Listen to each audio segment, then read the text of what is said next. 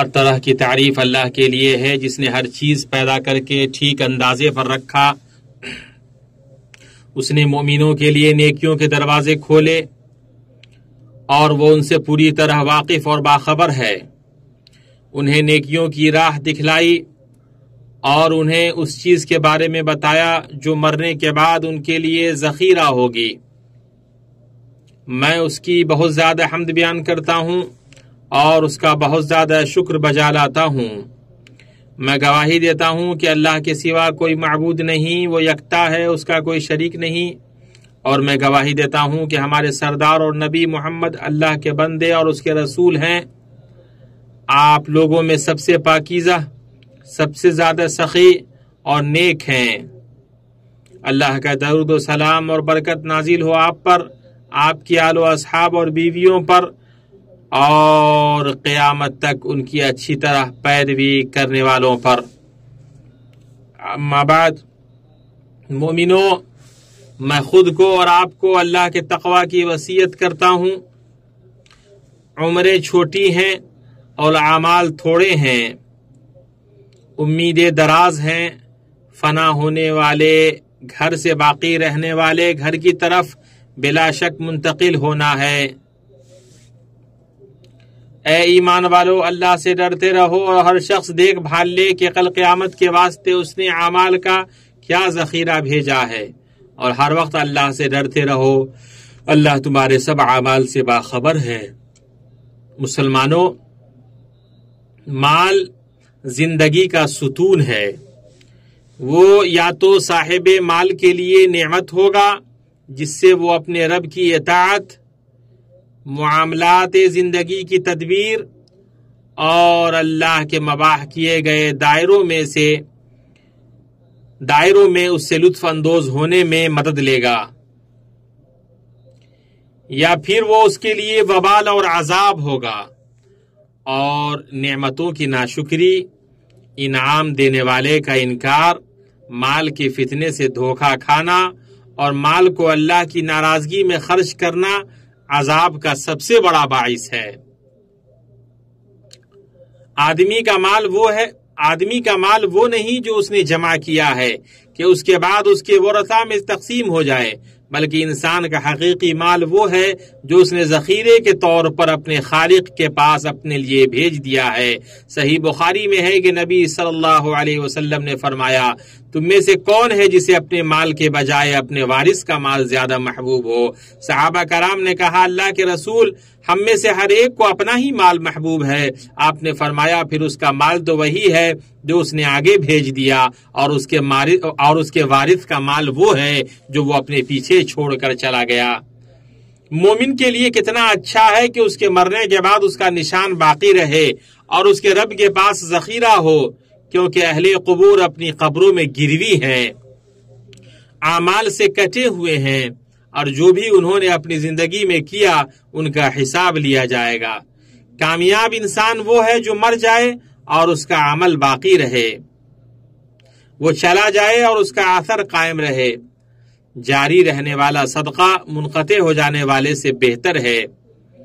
اللہ تعالیٰ فرماتا ہے، بے شک ہم مردوں کو زندہ کریں گے اور ہم لکھتے جاتے ہیں وہ اعمال بھی جن کو لوگ آگے بھیجتے ہیں، اور ان کے وہ اعمال بھی جن کو پیچھے چھوڑ جاتے ہیں، اور ہم نے ہر چیز کو ایک واضح کتاب میں ضبط کر رکھا ہے۔ اے اللہ کے بندو، آئیے نیک کاموں کی طرف سبقت کریں اور اس جنت کی طرف جس کا عرض آسمانوں اور زمین کے برابر ہے۔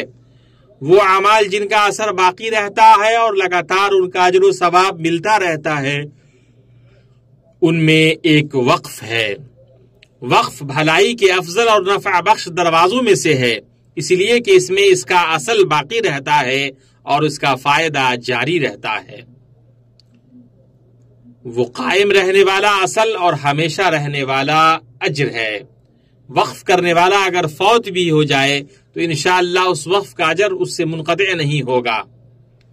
یہ مسلمانوں کی خصوصیتوں میں سے ہے جس کی طرف کبار ائمہ نے اشارہ کیا ہے۔ صحیح مسلم میں ہے کہ رسول اللہ صلی اللہ علیہ وسلم نے فرمایا، جب انسان فوت ہو جائے تو اس کا عمل منقطع ہو جاتا ہے سوائے 3 اعمال کے: صدقہ جاریہ، یا ایسا علم جس سے فائدہ اٹھایا جائے، یا نیک بیٹا جو اس کے لیے دعا کرے۔ مومنو، اوقاف نبی صلی اللہ علیہ وسلم کے اولین توجہات میں سے تھا۔ آپ نے مدینہ منورہ ہجرت کرنے کے شروعاتی دنوں میں ہی اس جگہ مسجد بنانے کا حکم دیا جہاں آپ کی اونٹنی بیٹھی تھی۔ چنانچہ مسجد قباء اور مسجد نبوی کی تعمیر نبی صلی اللہ علیہ وسلم کی ہجرت کے بعد کا پہلا عملی وقف تھا۔ آپ صلی اللہ علیہ وسلم اپنے صحابہ کو صدقہ جاریہ پر ابھارتے تھے۔ جب رسول اللہ صلی اللہ علیہ وسلم مدینہ آئے تو وہاں بئر روما کے سوا کہیں بھی پینے کا میٹھا پانی نہ تھا۔ رسول اللہ صلی اللہ علیہ وسلم نے فرمایا، ہے کوئی جو روما کا کنواں خرید کر اپنے اور تمام مسلمانوں کے ڈولوں کو یکساں کر دے، یعنی تمام مسلمانوں کے لیے وقف کر دے، اس کی عوض اسے جنت میں اس سے بہتر ملے گا؟ تو حضرت عثمان نے اسے اپنے ذاتی مال سے خرید کر عام مسلمانوں کے لیے وقف کر دیا۔ صحابہ کرام رضی اللہ عنہم اپنے سب سے نفیس اور محبوب مال کو وقف کرنے کے حریص رہتے تھے۔ جب یہ آیت نازل ہوئی کہ تم نیکی ہرگز نہیں پا سکتے جب تک اس مال میں سے خرچ نہ کرو جو تم کو زیادہ پسندیدہ ہے، تو ابو طلحہ رضی اللہ عنہ رسول اللہ صلی اللہ علیہ وسلم کی خدمت میں حاضر ہوئے اور عرض کیا، یا رسول اللہ، اللہ تبارک و تعالیٰ اپنی کتاب میں فرماتا ہے تم نیکی ہرگز نہیں پا سکتے جب تک اس مال میں سے خرچ نہ کرو جو تم کو زیادہ پسند ہے، اور میرے اموال میں سب سے پسند مجھے بیروحا ہے۔ بیروحا رسول اللہ صلی اللہ علیہ وسلم کی مسجد کے سامنے ایک باغ تھا، رسول اللہ صلی اللہ علیہ وسلم بھی اس میں تشریف لے جایا کرتے تھے، اس کے سائے میں بیٹھتے اور اس کا پانی پیتے۔ ابو طلحہ نے کہا کہ وہ اللہ اور اس کے رسول کے سپرد ہے، میں اس کی نیکی اور اللہ کے پاس ذخیرہ ہونے کی امید رکھتا ہوں، بس یا رسول اللہ جہاں اللہ آپ کو بتائے وہاں لگا دیجئے۔ رسول اللہ نے فرمایا، بہت بہتر ابو طلحہ، یہ بڑا نفع بخش مال ہے، ہم تم سے اسے قبول کر کے پھر تمہارے ہی حوالے کر دیتے ہیں، اور اب تم اسے اپنے عزیزوں کو دے دو۔ اس آیت نے اپنے محبوب مال کو خرچ کرنے پر ابھارا، لیکن ابو طلحہ رضی اللہ عنہ نے آگے بڑھ کر اپنے سب سے محبوب مال کو دے دیا۔ آپ صلی اللہ علیہ وسلم نے اس عمل کو پسند فرمایا اور انہیں حکم دیا کہ اپنے قریبیوں کو دے دیں۔ یہ عمر فاروق رضی اللہ عنہ ہیں۔ آپ کو خیبر میں ایک زمین ملی تو آپ نبی کریم صلی اللہ علیہ وسلم کی خدمت میں حاضر ہوئے اور عرض کیا کہ مجھے ایک زمین ملی ہے اور اس سے عمدہ مال مجھے کبھی نہیں ملا، آپ اس کے بارے میں مجھے کیا حکم دیتے ہیں؟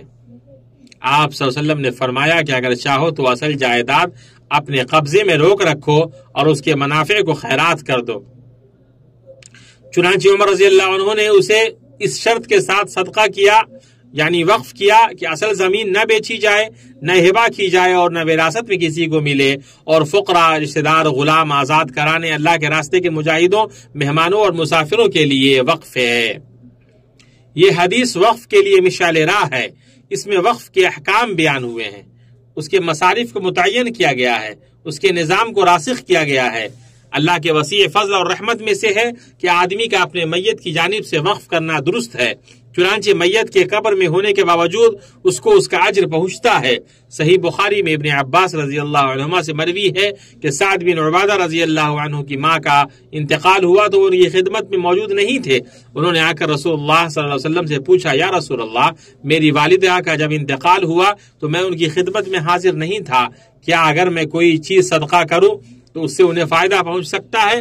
آپ نے اس بات میں جواب دیا تو انہوں نے کہا کہ میں آپ کو گواہ بناتا ہوں کہ میرا مخراف نامی باغ ان کی طرف سے صدقہ ہے۔ سنن ابو داؤد میں ہے، سعد بن عبادہ رضی اللہ عنہ نے عرض کیا، اللہ کے رسول، ام سعد یعنی میری ماں انتقال کر گئی ہیں، تو کون سا صدقہ افضل ہے؟ آپ صلی اللہ علیہ وسلم نے فرمایا، پانی۔ راوی کہتے ہیں چنانچہ سعد نے کنواں کھدوایا اور کہا یہ ام سعد کی طرف سے وقف ہے۔ نبی کریم صلی اللہ علیہ وسلم کے اصحاب میں سے جن کو وقف کی استطاعت تھی انہوں نے اللہ کے لیے وقف کیا۔ حضرت جابر رضی اللہ عنہ فرماتے ہیں، مہاجرین اور انصار میں سے کسی ایسے شخص کو نہیں جانتا جس کے پاس مال تھا مگر اس نے اس مال کو صدقہ جاریہ کے لیے نہ لگا دیا ہو، جو نہ کبھی خریدا جا سکتا تھا، نہ ہبہ کیا جا سکتا تھا اور نہ وراثت میں مل سکتا تھا۔ مومنوں، وقف میں اللہ سے ثواب کی امید اور اس کی جنت اور اس کی رضا کی طلب کے ساتھ اس میں تعاون اور محبت کے جذبے کو پھیلانا اور قرابت داری اور بھائی چارے کے بندھن کو قائم کرنا شامل ہے۔ یہ ہمدردی، رحمدلی اور محبت انسانوں کو ایک جسم جیسا بنا دیتی ہے۔ وقف مال کی پائیداری، بقا اور تحفظ، اس سے مسلسل حصول نفع اور اس میں صحیح طریقے سے تصرف نہ کرنے والوں سے بربادی سے بچانے کی ضمانت ہے۔ وقف اطاعت کے عظیم ترین اعمال اور قربتوں میں سے ہے اور اس کا فائدہ زندہ اور مردہ سب کو شامل ہے۔ زید بن ثابت رضی اللہ عنہ کا قول ہے، ہم زندہ اور مردہ کے لیے وقف سے بہتر کوئی چیز نہیں پاتے ہیں۔ جہاں تک میت کی بات ہے تو اس کا اجر اس کو جاری رہتا ہے، اور جہاں تک زندہ کی بات ہے تو یہ وقف باقی رہتا ہے، نہ تو یہ ہبہ کیا جا سکتا ہے، نہ وراثت میں دیا جا سکتا ہے، اور نہ ہی وہ اسے خرچ کر سکتا ہے۔ اے اللہ ہمیں نیک اعمال کی توفیق دے اور ہمارے لیے افضل طاعتوں کا کرنا اور وقت اور جھوکوں سے فائدہ اٹھانے کو آسان کر دے۔ ہماری موت کے وقت بہترین اور تیرے لیے خالص اور پسندیدہ عمل کی توفیق دے۔ اعوذ باللہ من الشیطان الرجیم۔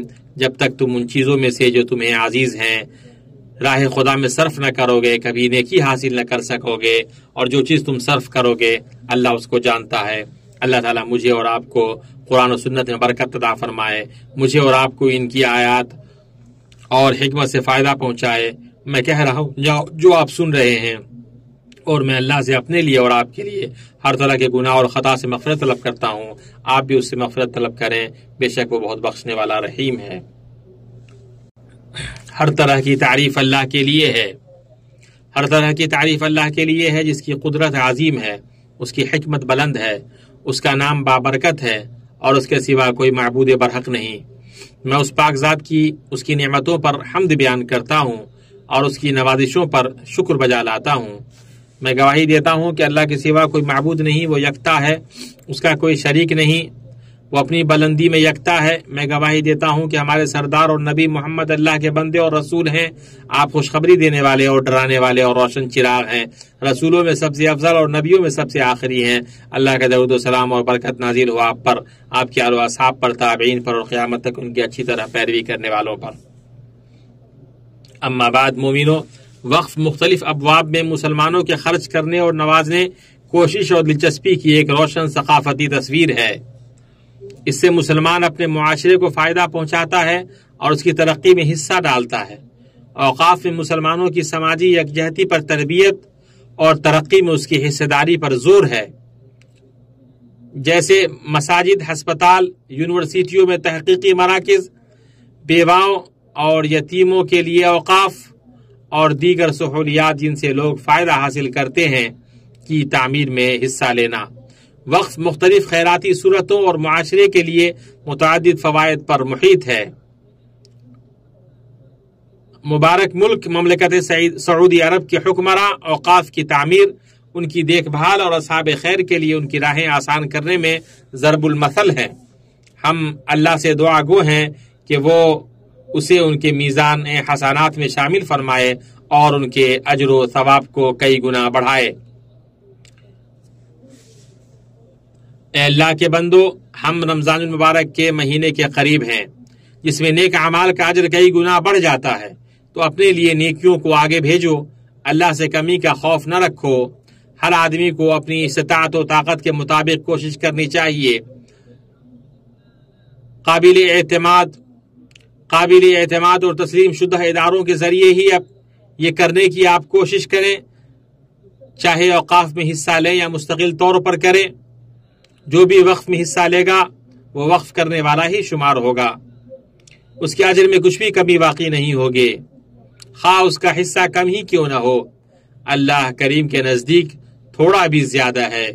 صحیحین میں ہے، رسول اللہ صلی اللہ علیہ وسلم نے فرمایا، جس نے حلال کمائی سے ایک کھجور کے برابر بھی خیرات کی اور اللہ تک حلال کمائی ہی کی خیرات پہنچتی ہے تو اللہ اسے اپنے دائیں ہاتھ سے قبول کر لیتا ہے، اور خیرات کرنے والے کے لیے اسے اس طرح بڑھاتا رہتا ہے جیسے کوئی تم میں سے اپنے بچے کی پرورش کرتا ہے، یہاں تک کہ وہ پہاڑ برابر ہو جاتی ہے۔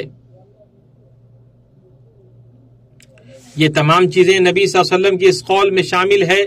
مومن کو اس کے اعمال اور نیکیوں میں سے اس کے مرنے کے بعد جن چیزوں کا ثواب پہنچتا رہتا ہے وہ یہ ہیں علم جو اس نے سکھایا اور پھیلایا، نیک اور صالح اولاد جو چھوڑ گیا، وراثت میں قرآن مجید چھوڑ گیا، کوئی مسجد بنا گیا، یا مسافروں کے لیے کوئی مسافر خانہ بنوا دیا ہو، یا کوئی نہر جاری کر گیا، یا زندگی اور صحت و تندرستی کی حالت میں اپنے مال سے کوئی صدقہ نکالا ہو، تو اس کا ثواب اس کے مرنے کے بعد بھی اسے ملتا رہے گا۔ اس کو ابن ماجہ نے روایت کیا ہے۔ پھر جان لو مومنو، اللہ نے تمہیں ایک کریمانہ حکم دیا ہے جس کی ابتدا اس نے خود سے کی ہے۔ اللہ عز و جل کا فرمان ہے، اللہ تعالیٰ اس کے فرشتے اس نبی پر رحمت بھیجتے ہیں، اے ایمان والو تم بھی ان پر درود بھیجو اور خوب سلام بھی بھیجتے رہا کرو۔